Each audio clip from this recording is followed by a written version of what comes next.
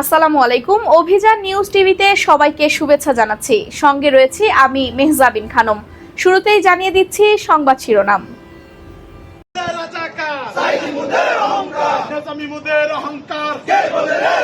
ঐতিহাসিক জুলাই গণঅভ্যুত্থানের দ্বিতীয় বর্ষপূর্তি।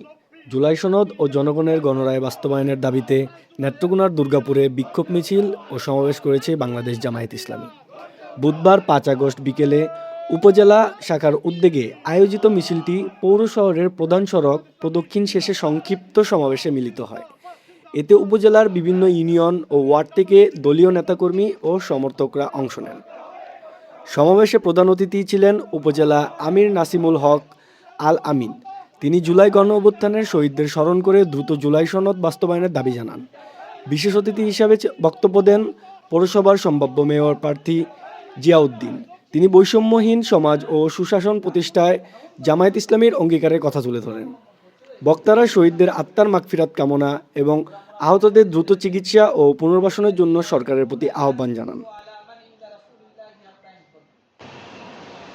মুনাফিকরা যে পদ্ধতি অবলম্বন করছিল এটা হচ্ছে যে ওদের পিছনে টাকা পয়সা খরচ করবে না, একটা কৌশল। এখন এই কৌশলই আছে, ওদের পিছনে টাকা পয়সা খরচ করবে না। হাত্তা ইয়ানফাদু, এই দেখবা বলছে দলছে হুমুল্লাযিনা ইয়াকুলুনা লা তুনফিকু আলা মান ইনদা রাসূলিল্লাহ, আল্লাহ এবং তার রাসূলের দলে যারা আছে তাদের পিছনে টাকা খরচ করবে না। এই আব্দুল্লাহ ইবনে উবাই ষড়যন্ত্র করা হয়েছিল, এটা টাকা দিবা না, দেখবা হাত্তা ইয়ানফাদু, এই দেখবা দলছে।